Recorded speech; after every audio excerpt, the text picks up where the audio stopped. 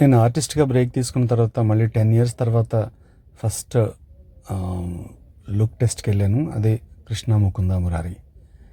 ఇది ఆ క్లిప్ నాకు చాలా మెమరబుల్ క్లిప్ అనమాట. ఈ లుక్ ఓకే అయింది, ఆ సీరియల్ కూడా ఓకే అయింది.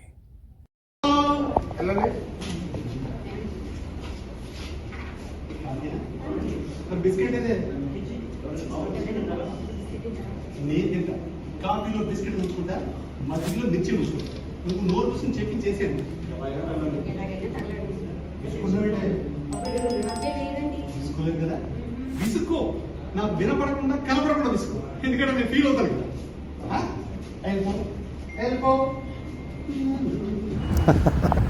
ఆ తర్వాత ఇమ్మీడియట్గా వచ్చిన ఇంకో గొప్ప అవకాశం ఏంటంటే మా అత్త బంగారంలో కూడా నన్ను లుక్ టెస్ట్ చేశారు.